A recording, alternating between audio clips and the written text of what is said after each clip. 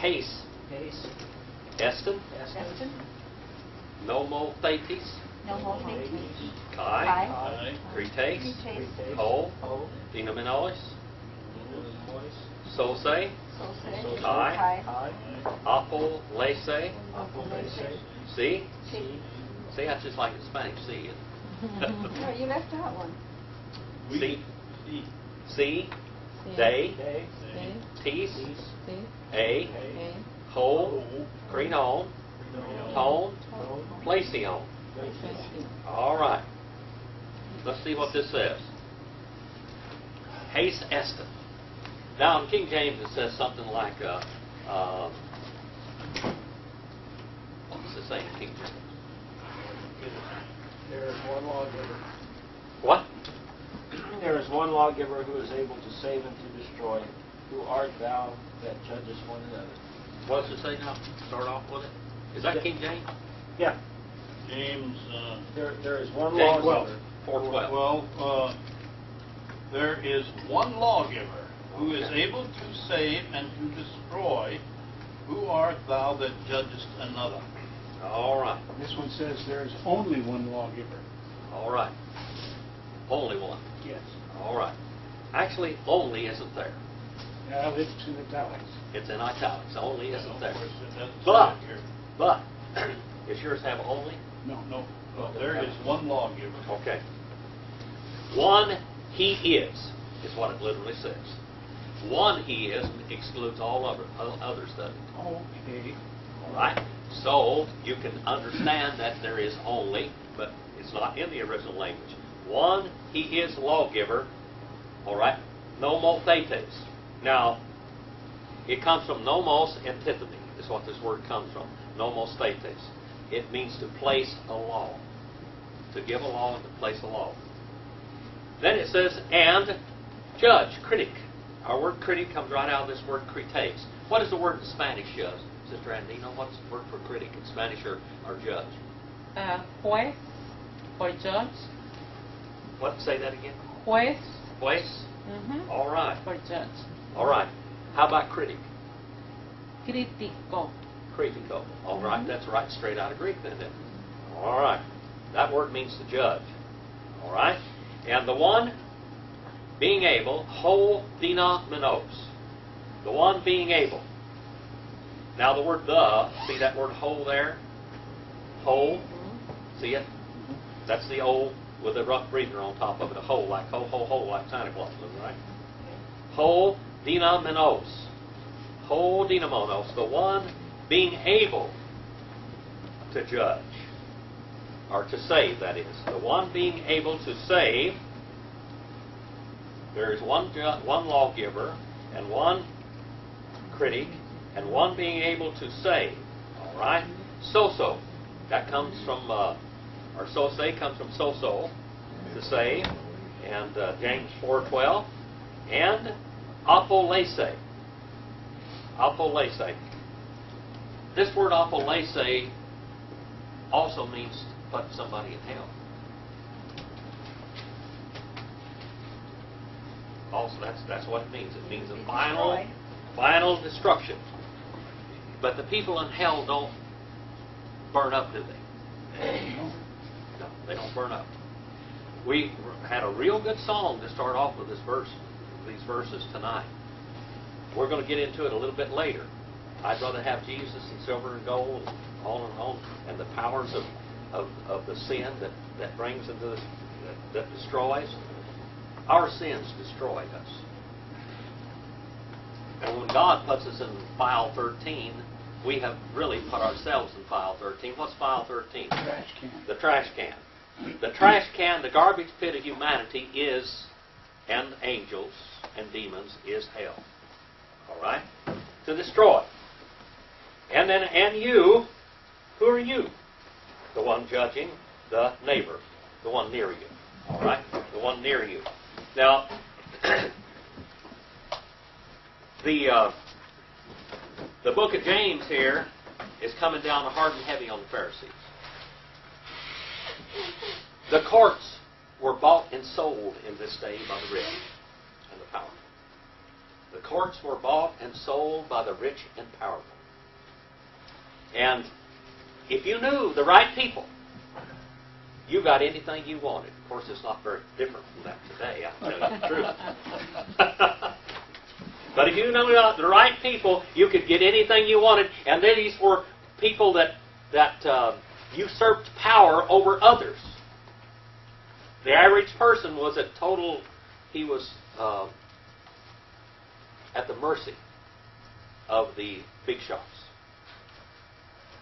The mercy of the big shots.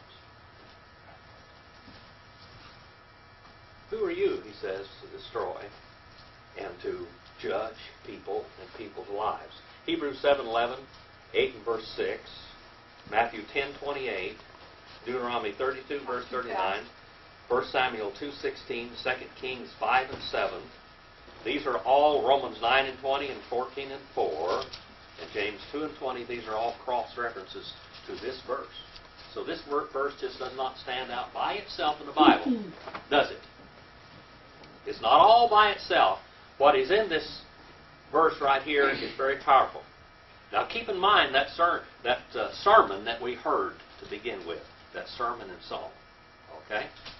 That's a beautiful song. Brother, that was good, because it's going to come right in here.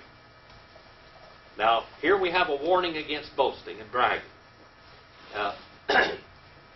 Probably the most quoted story that Jesus told was where he talked about a Pharisee and a publican. Praying. Praying. Yeah, praying. And the Pharisee said, look who I am and what I'm doing, and look how big a shot I am, and I'm thankful that I'm not like other men. But what was this Pharisee in the synagogue? He was one of the lawgivers, wasn't he? He's one of the judges in the synagogue. So the Lord here, through James, is coming down on these people. This ruling class over the slave class. We have the princes and the paupers. All right? And they're this far apart, too, like this. But God goes like this and says, all of you are looking on my level. I'm looking at all of you the same way. I'm looking down on all of you, and there's not one of you different from the other. Now, who has made you a lawgiver or a judge over your fellow man? Bad guys. And then it says here, Agay Neen. Agay, verse 13. Okay. Neen. Neen. Hoi. Hoi. Lagontes. Lagontes. Semiron. Semiron. A. A. Lurion. Urion. Oruso Metha. Aruso Metha. Ace. Ace. Tain Day. Tende. Tain. Tain. Polin. Poland. Kai. Kai. Hoye Somin. Eosimen. Ake. Okay. Any Alton. Any Aton. Kai. Kai. Ker de Somin. Eosimen. Now let's look at this. James is going to use this little phrase here. And by the way, it's basically the only place it's used. We have the word agay there. And it's second person singular present, imperative active. But it's like an interjection. Interjection in use. He's interjecting this come now. Or pay attention. The ones saying. All right? The ones saying. The word saying there is present participle, active, nominative, plural, masculine. These are the subjects. It's plural. A bunch of them saying this. Okay? And they're saying this.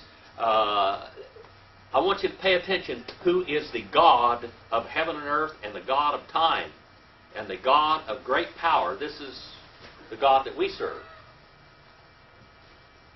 The one saying today or tomorrow.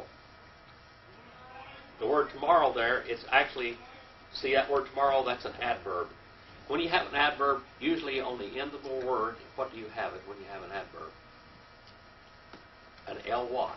Oh, It's an active word, isn't it? Todayly or tomorrow. The word today up there, that's an adverb also. So it says todayly or tomorrowly. All right? This is action. We're going to do something today or tomorrow. We shall go. Parusometha. First person plural, future, indicative. What voice is that, Brother David? The middle voice. Middle voice. We're going to do this on our own now. middle voice is doing it on your own. That's right. Doing it on our own. Well, sounds like some farmer rented a piece of ground. Well, he's talking about. What we're look at the what's context. talking about is merchants. The Lord is giving us a picture of the highfalutin, traveling Hebrew salesman. He's a merchant, and he's a rich merchant, is what he is.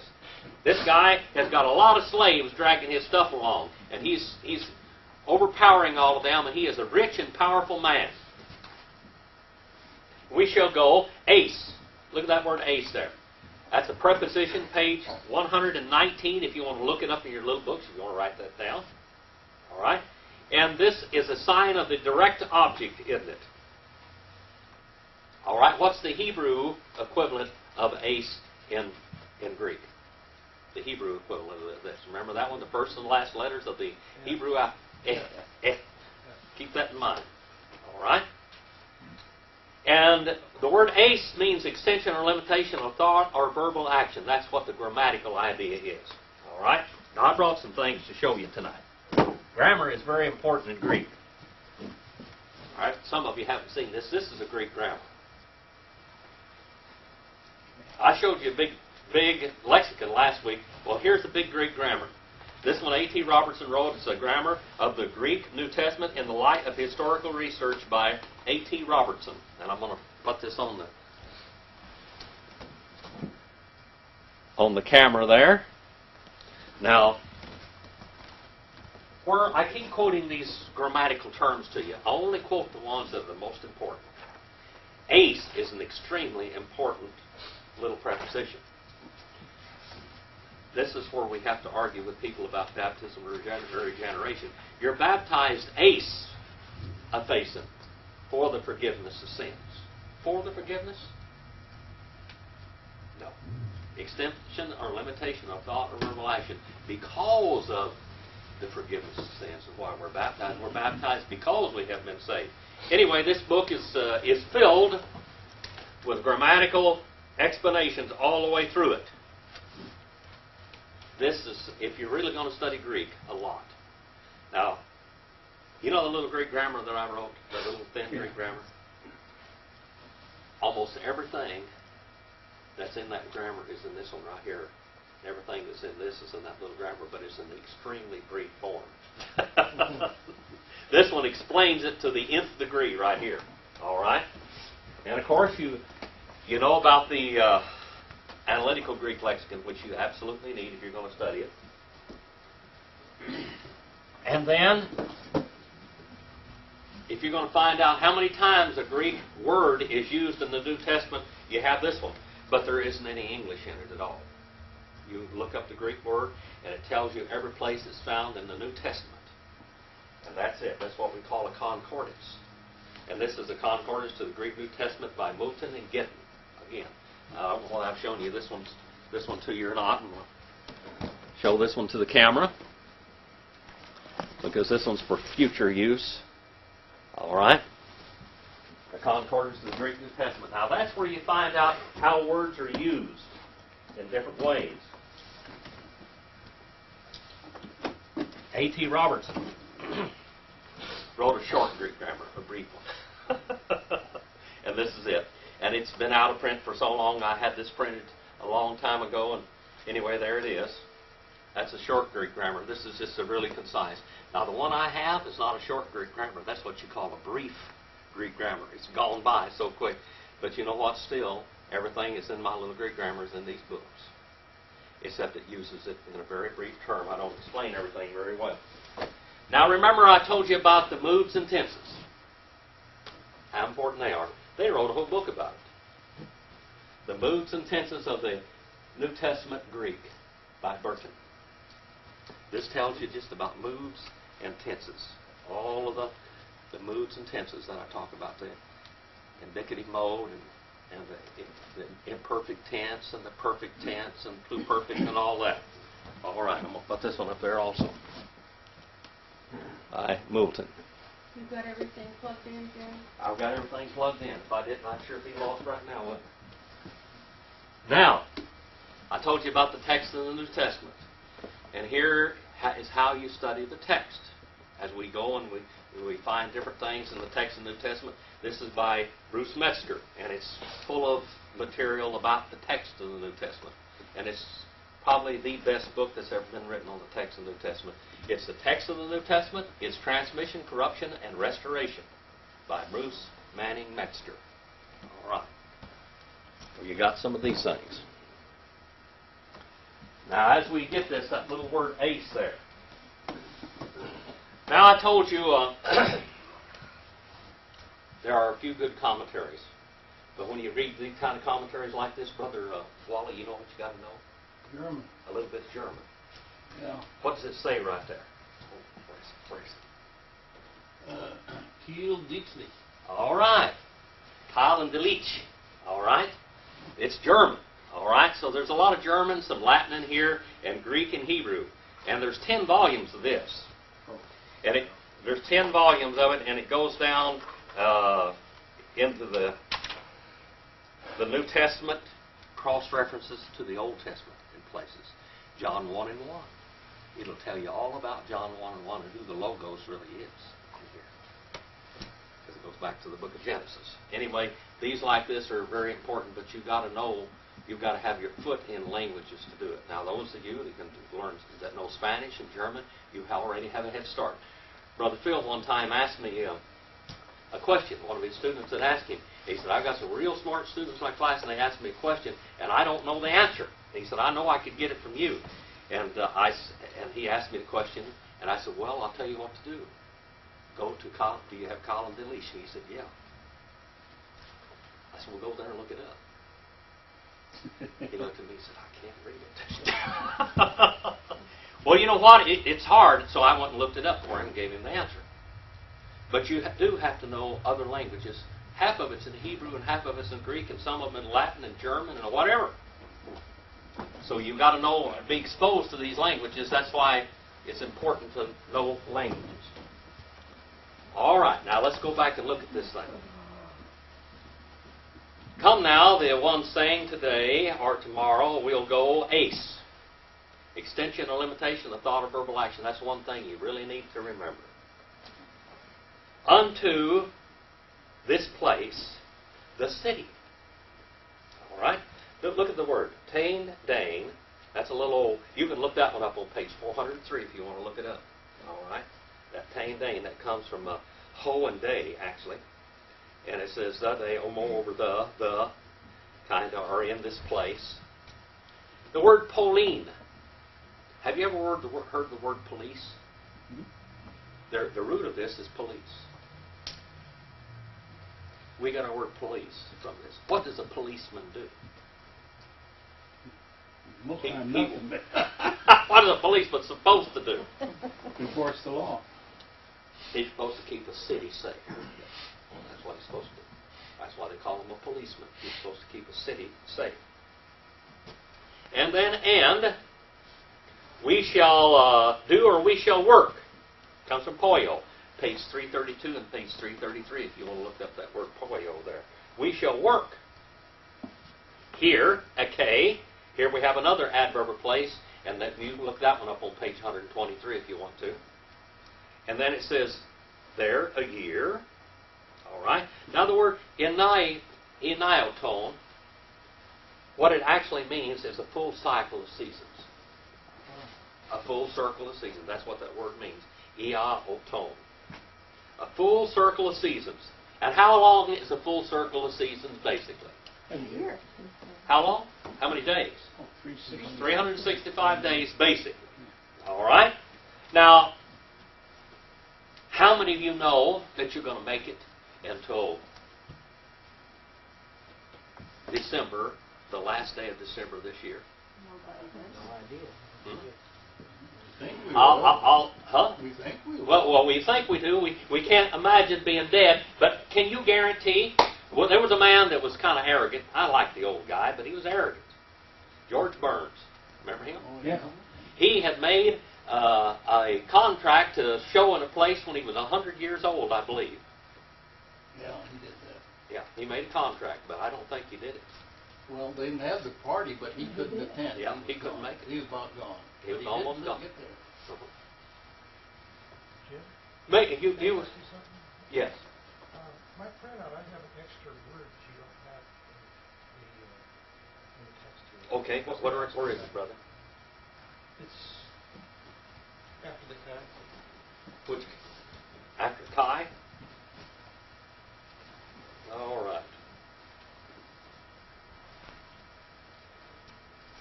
We might have a different text. I have this long drawn out word right here. Let me look that up. Looking at it sideways, Jim. What? You're looking at it sideways. Yeah.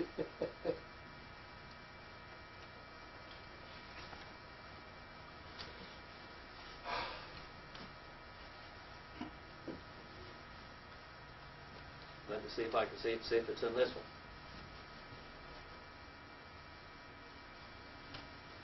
Where is it now?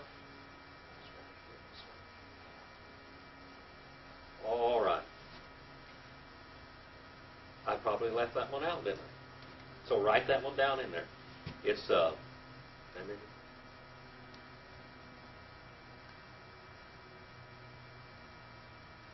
Thank you for watching me. See, I went through this a couple of times and never even caught this. Because I wasn't looking at other text with it. All right. Thank you, brother. So what does it mean? All right. And what We'll go there. And we shall do work. we shall work. Okay. Shall do.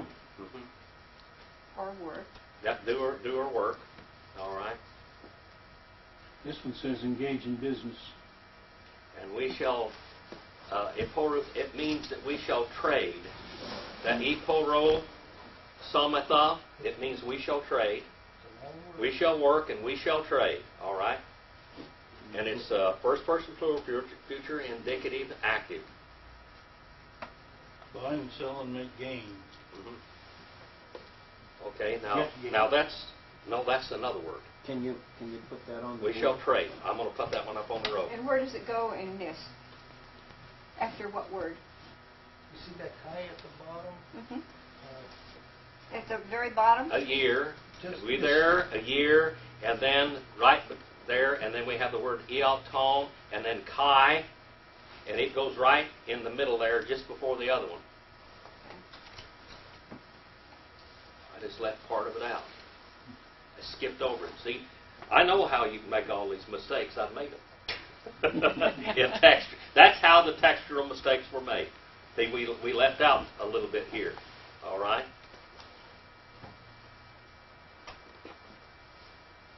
And I'm glad that I have got students sharp enough to catch it. Jim, write the Greek part of it. I'm going to do it, Mary. I'm on my way right now, but I have to get it written down here first, okay? I'm working on it, all right?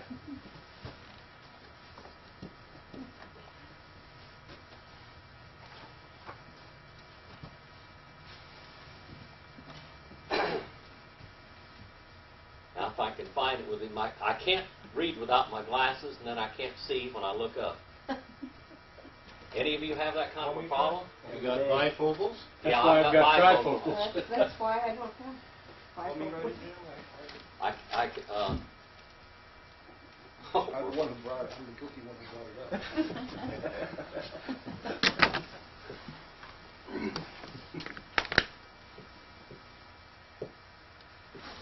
But it's a long... Yeah. that is a long Okay. word. 4 syllables there, isn't it?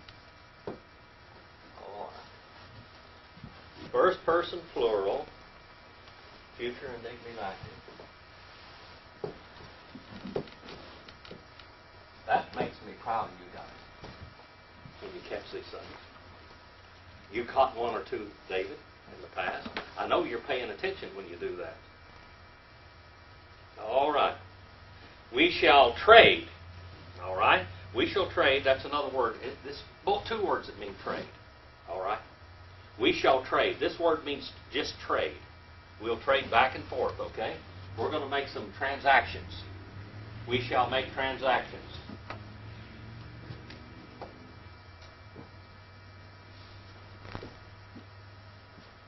Just trades, Okay, transactions. say the word, please. All right. The word is Emporuosametha. Emporuosametha. All right, and that's where it goes right after that. And then we have another chi. Actually, we got a chi left out and that one left out. And then we have that other word that's very important here. Chi kedesomen. Because this one means more than just trading. Profit. This one here means to, and it's an Ionic word. So it goes back to Ionia. That's where the word originates, okay? And it means to, and you can look that one up on page 229 in your lexicon also.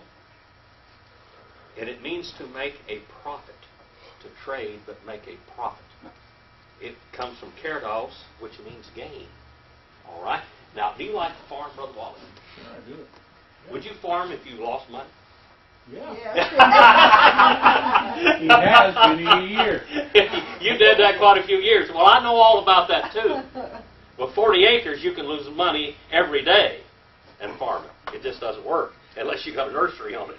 It's a lot more fun if you make some money. It's a lot more fun. Remember the old boy that went up to the lottery and he was going to spend, he was like $10 million up there, and they said, what are you doing? He said, I'm a farmer. You like farming? Yeah, I like farming. What are you going to do if you win the lottery? He said, I'm going to farm till it's all gone. Well, now, have you ever seen a Jew losing money? Not very often. They do a lot of trading, this word, but they don't lose any money. God gave them a gift to make money. You know, they're going to have to buy their land back when they went back to the land. God, now, did God give them a promise, a prophetic promise to the children of Abraham that they would do that? Yeah. And I've said a lot of times, the three races of man. What are the three races of man? Aryan. Well, Well, White, according to Noah's White, sons. black, and Jew. All right. All right. According to the three sons of Noah. All right? The three sons of Noah. What are they? Ham, Shem, and Japheth. Ham, Shem, and Japheth. All right? The Hamites. Black. The black people invented almost everything that's ever been invented. Did you know that? No. I don't know that I agree with that. Well, that's history. You don't have to agree Yeah, with but it. what I mean, Well, they're not wait, inventing anything now. wait till you hear the rest of the story. The Hamitic people they invented music, everything you can think of. All kinds of basic inventions, they did it. Then the Japhethites, White folks. the white folks, improved them. Okay? Who are the perfectionists? Where'd they come from? Them Aryans. Huh? Why are you pointing your finger at Perfectionists. All right. Perfectionists. German. What do? They perfect something. They'll make it perfect. And guess who's going to make money on it? Jews. The Jews. So we got the inventors, we got the perfectors, and we got the money makers. And that's basically, now that's kind of a joke, but if you study history and the civilization, Western civilization, and even Eastern civilization, and the spread, what we call political science, poli-sci, if you study all of these things together in economics, you're going to find out that that's exactly what's happened. And it's prophetic. Just go back and read the prophecies. Read the prophecies. Where is the Jew going to dwell? In the tents of Japheth. All right. Just think about those things. Well, let's get back to our subject, the buying and selling and trading here, okay? That's warning against doing this. Now, by the way, there were old things. We'll do this tomorrow and we'll do this tomorrow. We're going to make long, drawn-out plans. You will, if the creek don't rise. The Lord willing, the creek don't rise. Remember that old saying? I'll meet you here next week, the Lord willing, and the creek don't rise. The Lord willing. And we're going to see some of this, and just a little bit. 4:14 now. if I don't make any more mistakes. You guys keep your sharp eyes on me, because I'm liable to make a mistake. I might have to go correct my text here now. I want you to do that. Oitenes, uk, epistoste, tes, arion, poia, he, zoe, himon, Artemis, Gar, Esti, Pros, Oligon, Phi Nomen, Nomen, I'll say it this time, Phi Nomene. All right. Epenta, Kai, Athani Solmene. Some of those words are pretty long, aren't they? All right, now we have a long relative pronoun here. Nominative, plural, masculine, hoitines. What's the Latin equivalent? Anybody know? Notice so it's quit. All right? Q-U-I, basically. All right? Who not? We know. Not ye are caused to know. Look at that word passive there. See that passive in there? Not ye are caused to know about tomorrow. What's tomorrow? The next day. Do we have any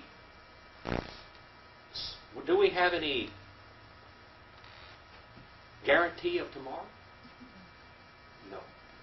Tells us right here. Yeah. What the life of ye? You don't have any guarantee of tomorrow. You know, I went to school with a guy that went to work at Horn Coal Laboratories. Remember Horn Coal Laboratories a long time ago? And he was 21 years old, and he died, not doing hard work or anything. He was there and just dropped dead with a heart attack. One of the kids I went to school with. 21 years old, died, heart attack. Didn't have another day. Never another day. And I'm sure he had a lot of plans. Now, when you get up to 80 years old, when you're an octogenarian, we got some of them in here. You don't make a whole lot of plans ahead of time for another. How many more decades? I'm looking at 10 years. Well, brother, you're doing real good on it. I'll tell you that much. But you don't start making plans and decades ahead. Every day you've got is borrowed time. It is a gift. It feels restricting. It's a gift. Every moment, every minute, every hour, every day is a gift of God. We don't have that. When you get older, you think more about it. Because you're getting closer to the finish line. That's the way it is. When you're 20 years old, you don't think a lot about that. You think you got... When you're 30 years old, you look back and say, where did my 20s go? Never give up. Well, that's the way you're supposed to look at it. Right. But we don't have any guarantee of tomorrow. We ought to live every day like this is the last day of our life. But we ought to plan ahead. But live it like it's the last day. That's what a philosopher once said. The matter of the future. We don't have any guarantee of what comes afterwards, of what the life of you is. And then it says atmos. Look at this word, atmos. What do you think, what English word comes from this? Atmos. Isn't there a thing that you have a spray bottle that sprays out stuff? Atomizer. Atomizer. All right, a little atomizer. Vapor. Uh-huh.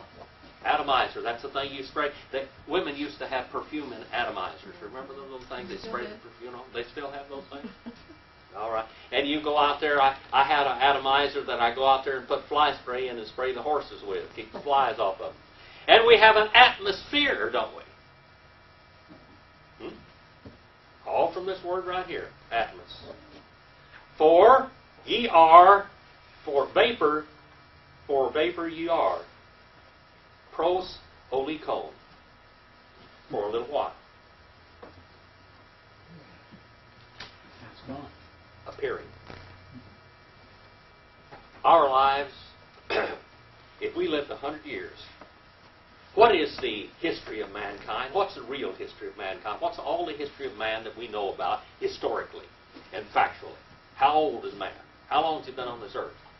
Well, probably not over 6,000 Yeah. years. 8 at best. 6,000 years, approximately. Maybe a little over 6,000. All Compare right. that to eternity. That's how long man's been on this earth. 6,000. That's 60, 100 years. 60 centuries. Yeah, 60 centuries. How far back do we remember our ancestors? About you have reference about 200 years. That's not very much. The rest of them after that are just a vapor, aren't they? Gone. You go out here and you buy a food. I remember my wife. This is kind of funny. I wish she was here. So tell them. Well, I'm not going to tell her. But I want to just tell you, this is, when I married her, all that she had to look forward before she met me was death. I mean, she had lived and worked all her life out there on the farm as a slave. This wife you're talking Yeah. about. When we got married, within 2 weeks, she had picked me out a casket. She doubled my insurance policy and had gone out and bought a funeral plot and a headstone. Within 2 weeks of us being married. You're already dead. Wow. I'm not kidding now. Now, She didn't dig some the of hole, them... did she? She what? Didn't dig the hole. No, they didn't dig the hole yet. She got me a shade tree to be buried under. That's just a flat fact. I'm telling you. Huh. She brought all this stuff. What casket do you want? I said, wait a minute. You don't mind if I don't move in right away, do you? Well, I'm not even thinking about it. I'm thinking rapture. Yeah. I want to save that money. Well, I'm going to tell you something. I've been paying for that thing ever since. That's right. That's thinking as a penny picture. That's good. You don't have to. You won't need a grave. But I got one right out there by Buck Owens. He's right out there. Okay, but I don't want one. I'm going on the upper ticket. Our life is just a vapor. Yeah. Just think about that. Now, we go out there and we pay for this perpetual care and all this kind of baloney. I'm going to tell you what, 200 or 300 years from now, they're liable to plow that up and put a big 30-story building on top of the thing. You don't think that's possible? Absolutely it is. Sure it is. Sure it is. Perpetual care for how long? Till somebody decides to quit Decides paying to do for it. something 100 years from now. You go out here, how many of you have been out Union Cemetery lately? No, That's an old cemetery. It looks it too. It's old. Out there in the barrio now. I mean, it's in a bad neighborhood right now. It's pitiful out there. I went out there one time looking for my wife's mom and dad's grave out there. She wanted me to go out there. She was real obsessed about this grave business. I wasn't so happy about it. We went out there, and there's a policeman over there. We were out there in the pauper's graveyard, and one of her relatives was married out there in this pauper graveyard, you know, the potter's field. We went out there, and here's some cops out there underneath the tree, and they waving at us, get away from them and everything. They were out there on the stakeout. I didn't know what they were doing. Bad area, boy. One time, that was a nice... That was the elite. That was the elite graveyard. Perpetual care. Our life is just like a vapor. For ye are a little while appearing. Then, thereafter, epeta, page 151 if you want to put that down. And that word olikon there, that one's on page 286. And aphanisomene. All right. You know, when I was a kid, in Fisherman's Club, I was about high school or maybe even before, we had to learn these verses by memory, and I still know them. I wish I'd learned them in Greek. Yeah, that's good. Now you see the need of it. You didn't see the need of it back then. I'm glad you've learned something, brother. But my friends were taking Greek And Biola at that time, Yeah. Ed Schellenberg, Venema, those guys. Yeah. They, Appearing. one of them was, Ed was teaching Greek at, in Omaha, at the Bible College. Appearing is present participle, nominee singular feminine, and its middle voice. We appear for our little old selves. And then it says aphanisomene. That word alpha on the front of it there, what does that do in Greek? That negates the word, doesn't it? Not appearing. And then we disappear. And look what it says. Present participle, and it's passive voice.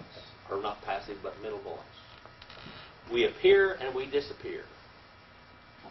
We don't have anything to do about it in all reality, do we? You can take care of yourself the best you can. You can eat the right kind of foods. Take vitamins. You can take a whole handful of vitamins every day. Jim? 2 hands full of them. You can eat vitamins. You can live on vitamins, but it's not going to extend your life very far. Brother David. On this word that's disappearing, it says present passive participle nominative single feminine. Yeah, it's nominative singular feminine. What's And it written? means each one, or it means like we're the vapor. But what's written underneath that? Because my page falls off. Okay, aphanizo. Aphanizo. Aphanizo. Okay? And it's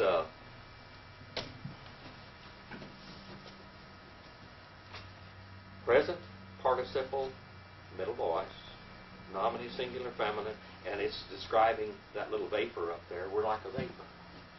Our life is just like a vapor. Just out here, if it's cold outside, you can go, and that vapor goes out there, and then it just disappears, doesn't it? According to 6,000 years, that's just about how brief our life is. The time that's gone on, isn't it? And that 6,000 years compared to eternity is even shorter than that. That's right. But just think about it for a while. Remember when I tell you to go out and do something eternal? We are real good at doing things that are monetarily important right now.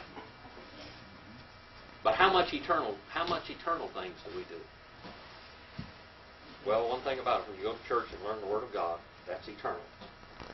And also winning people, but then that's not as easy as it seems. No, it's not.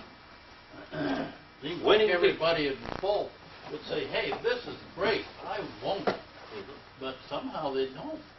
They don't. A lot of people just don't want to do this.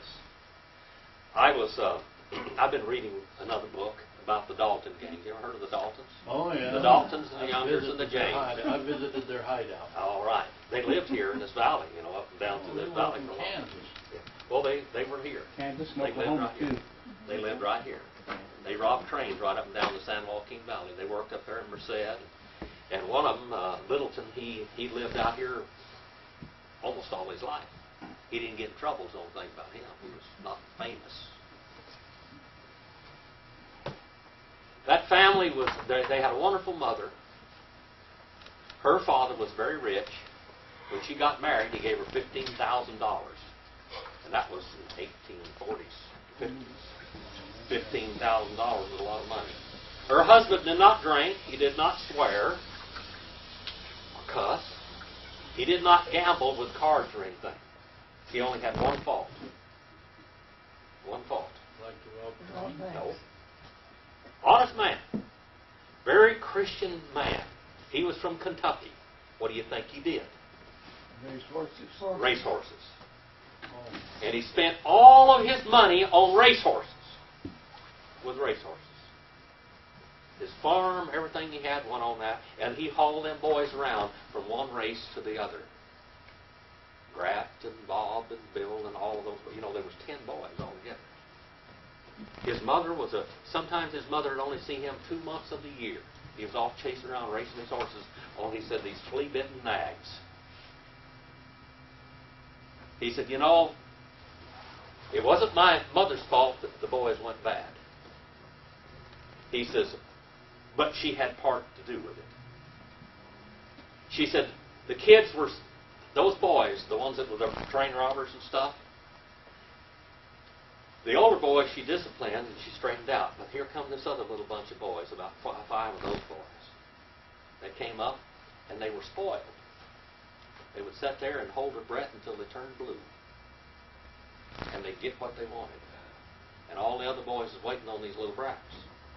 He said, when Mama was away, he said, I paddled them. But when they got old enough, Dad drug them around from one racetrack to the other, and they ran with the most worthless characters.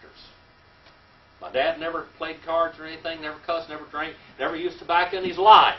His only fault was he was a horse racer and gambler. And that was big enough to destroy those boys. To destroy them. Mother, she provided all that she could provide and work and farm with those other boys that stayed at home. He could throw it away on racehorses. Sad situation. What was it all about? Trying to get something for nothing. That's what it's all about, trying to get something for without working for it. He said the only problem with my family was that the bank robbers was, number one, laziness. They didn't want to do what God made. How does God decide that you're going to make your living? By the sweat of your brow. That's what's wrong with all that stuff. We're trying to get around the sweat of the brow business. Too lazy. All right. Our life appears and disappears. 4 and verse 15. Anti. That's a common word, isn't it? Antichrist.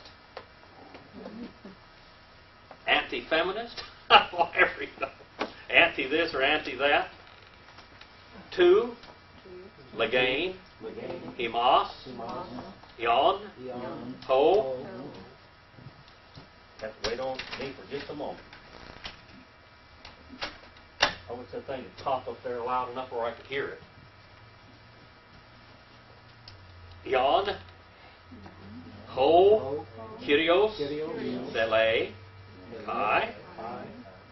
Sosomen. Kai. Poiesomen. Tuto.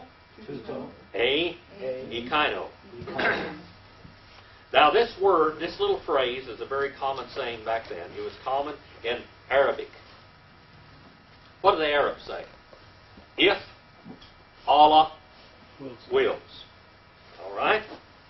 What do Christians say? If the Lord wills. All right? These are all very common sayings. Even it's a Hellenistic, it's a Greek idiom. If the Lord is willing.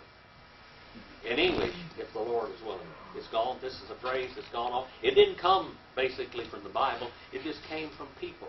If the Lord wills. He's quoting a very common phrase that was used in his time. That's what it is. The Haitians, they say, leave on do. Leave on do, huh? Here we have an anti, and it's a little old, an exclamatory interjection there. Prepositional interjection. Against the, to say, you, if the Lord, he may will. And we shall live, and we shall do this or that. If the Lord wills, we will, or we won't. I had an old friend on the radio. He just said, well, I'll see you tomorrow, if the Lord wills, Lord willing. And when he come up to something, he'd always end a question or something. Well, if we can. Either we will or we won't. Either we will or we won't. We may live to do it or we may not live to do it, huh? Who is the master and control of it? God. We don't have any control over our destiny, do we? In all reality, in our lives. Brother Phillips, is that the same like God willing? Yes, God willing. God willing. That's a very common. It's a common. This is an old saying then, and it is a common saying today. Even the Lord willing, God willing. Lord willing, and the creek don't rise. That's an old Okie saying. And Lord willing, and the creek don't rise. 4:16. In Acts 18:21, Uh-huh. Paul used that expression. Yeah. God willing. That's right. Acts 18:21, 1 Corinthians 4:19, and 16 in verse 7. Romans 1:19, Philippians 2:19 and 24, Hebrews 6 and 23, or 6 and 3 that is. And the Latin is Dio volente. The Lord will. All right. All right, let's wander on to the next verse. We're skedaddling right along through here, aren't we? Tonight we've covered more ground than we have lately. 4:16. Mean. De. Akaste. In. Pace. Allah. Alazoneas. Himon. Pasa. Caucasus. Tiote. Ponera. Este. All right, Romans 1:30 also.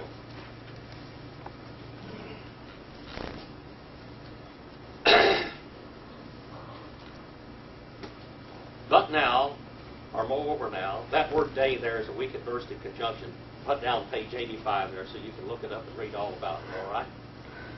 Weak adversative conjunction, particle. But now, ye boast. Ye boast. Now, what are you going to boast about? With all that money you made. Yeah. Boast about your long life? Who gave it to you? Lord. The Lord gave it to us. What are you going to... And anything that you have? Whose is it? What did Solomon say? We go out and we work like bees and ants and just slave and grunt and groan and work, and you pile up all of these goods and everything that you have, and then you croak. And then what power over it do you have? Vanity of vanity. Vanity of vanity. That emptiness of vapor. We don't really have any control over it. If you even give it to somebody, what control over them do you have? None. What can they do to it, with it? Everything on Pitch it to the four winds. Just like Mrs. Younger. That was, remember the Youngers and the Daltons? She was a Younger, all right? Nicole Younger and all them, those were her brothers and stuff, okay?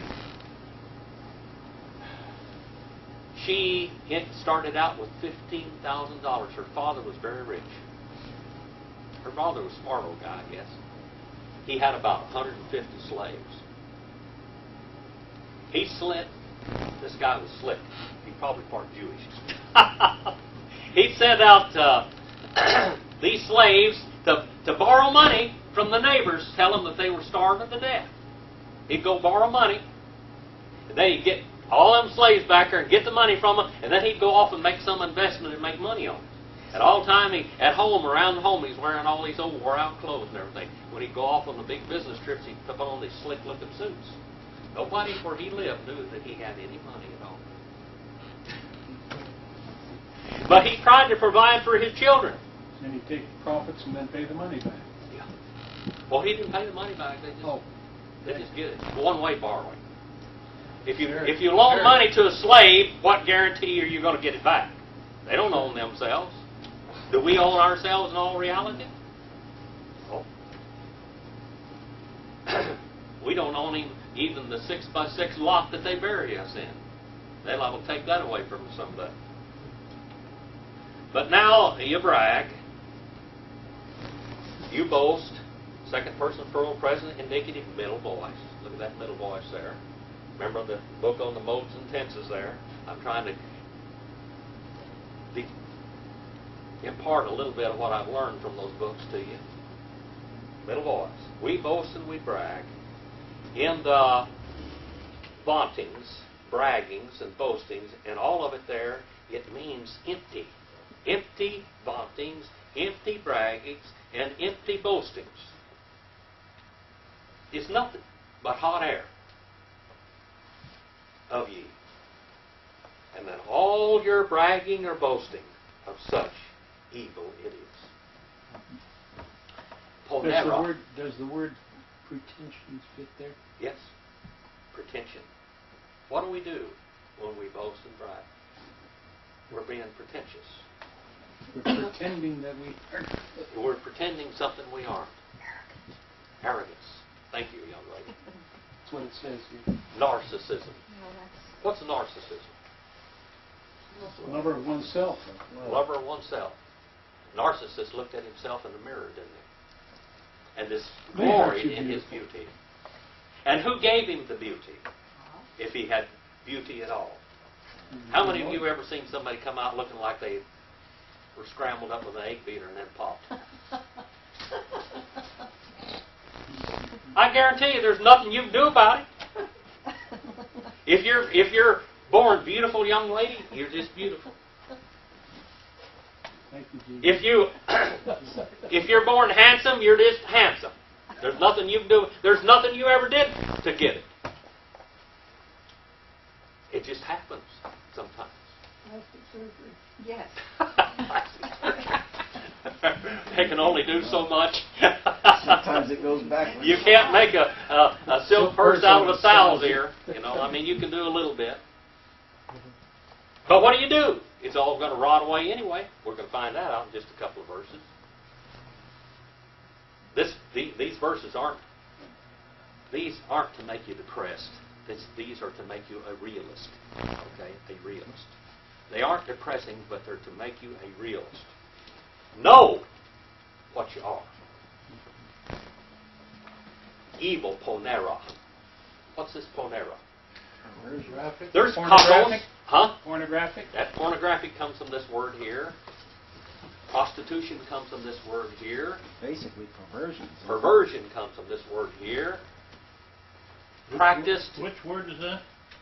Ponera. That's a ponera. That's that word right there. Ponera. It's got the pie in front of it. Okay. All right. Starts out with a pie. Okay. That's that mathematical symbol there, you know. Ponera.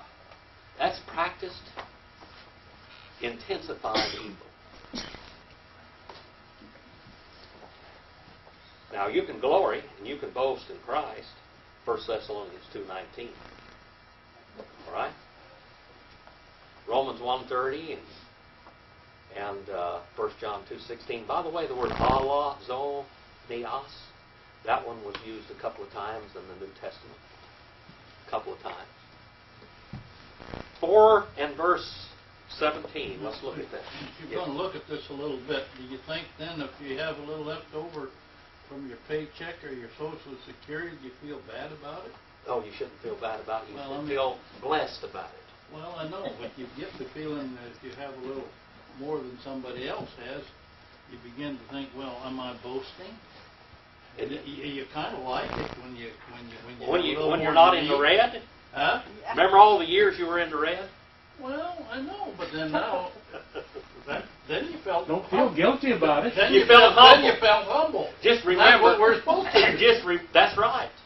Just remember where it comes from and whose it is. Is that like It's the not ours. Is that like the guy who wrote the book Humility and How I Achieved It? Yeah. God needs to keep us humble. No, what we have, if you have anything, if you have enough food, if you have a shelter over your head, if you've got a car that's not all wore out, you're lucky. I bought almost a new car. It wasn't new, but it was almost new. And I went down, and it's kind of given me trouble with the steering business. It never has been exactly right, so I took it down to Toyota, and I said, this thing with the steering business is not working right. They go in there and look at it, and oh, there's a recall on this thing. This is a brand new car. Don't even have 20,000 miles on it, and they're going to have to put a whole new steering box in it. Well, At least they fixed it. yeah, we're going to fix it. It's not going to cost anything. But I'm lucky I got a car that goes down the road. I remember when I didn't have a car that I could drive across Bakersfield as big as it is today. I'd have had to walk part of the way. I might have got started. I'm thankful that it's knocking and rattling and going on, but it's getting across town. At least got a warranty on it. How many warranties do you have? On me? None. That's right. How many of you have life insurance? Jesus Christ. That's right. That's your life I insurance. don't have a dime. I'm going up in the rapture. You don't care, do you? So, you know what? You've got the right attitude, brother. It costs too much. It costs too much to just lay down and die, doesn't it? Brother, get raptured. They swindled me out. Well, life insurance. Whose life insurance is it when you die? It's not yours. It's your heirs. It's your heirs. You have to die to win. Dave Vernon McGee says you say that you're going to will your money to the work of the Lord after you die. He says after you die, it ain't yours no more. No, that's right. He says you want to give it while you're living. Yeah. That's when it's yours. Yeah. If you're going to give something, give it while it's still yours, because after you die, it's not yours anymore. How much did the richest man in the world leave behind? Everything. Everything. He didn't take anything with him. How about that rich man with Lazarus there, that Lazarus was sitting at his gate? How many bottles of water did he take with him to hell? He's begging for a drop. Begging for the drop. Didn't even have a drop of water, did he? That's pretty bad, isn't it? In whose power was he? Satan's power. He had nothing, not even a drop of water, not a drink of water. Nothing. He didn't get to take one bottle of water with him, and that man had rich clothing and a beautiful home and a fast chariot probably. Maybe 5 beautiful wives, I don't know. But he had everything that this world could offer, but he didn't have Jesus. I know that. And when he died, he couldn't take one glass of water with him. I bet he would have given everything he had and lived in poverty if he could have just taken a gallon of water into hell with him. Nor could he tell his brothers. Yeah, and he couldn't even tell his brothers. He couldn't go back and say, don't come this way. The road sign was already out there. It's still out there. Live today like it's the last day you're going to be on this world. You can plan for tomorrow. You can plan on going to work tomorrow. You can plan on doing all these things. But you don't have tomorrow. You have today. And just think about it like this, too. Is this the 24th? Yes. Think about it like this also. Brother Wally always brings this up. How many have you won to Christ this week? How many lives eternally have you touched this week? You can go out and you can go down the street and give out $20, $30. You can go out there, you can go to your bank, Brother Wally, and get $10,000 a day out of it and go give it all away to people on the street. You know how long it's going to last them? Not very long. Because it's just material. How about if you told them about Jesus? Eternity. That's going to last forever. That's doing something eternal. Dale Carnegie. How many of you ever heard of him? Yeah. You know, he was during his life, he cheated a lot of people and bilked a lot of people out of their money and used up a lot of lives. Right toward the end of his life, he went to this preacher and says, man, I have used up people. I've done all kinds of bad things all my life. I'm very rich, but I'm facing eternity. What can I do to get me a place in heaven? Well, he said, start doing good deeds. How many of you ever heard of a Carnegie Library? Oh, he's got that stuff all over the place. Yeah, all over the place. But I'm going to tell you something, them libraries didn't get him in heaven. How to win friends and influence people. All kinds of things. How do you get to heaven? Except Jesus Christ is your personal Savior. By the merits of Jesus Christ. Imputed righteousness. Imputed righteousness. That's how we get to heaven. How do we trust each and every day in this world? One day at a time. You trust that the Lord will make a place in this world for you tomorrow. But you better have your right life with the Lord today. That's the most important thing. A child of God is going to be with the Lord. But Sometimes does the Bible talk about blushing in the presence of God, child of God? Why would you blush in the presence of God? Because you see how small what you've done is. Yeah. Things we didn't do. How about if you lived 85 years and you didn't do anything at all for the Lord in those 85 years, and you were a child of God? How much blushing do you think you'd be doing for how many millions of years? And how much do you think you're going to have over there? Now, we don't worry about that because the Lord's going to give us our rewards anyway. But what do you think?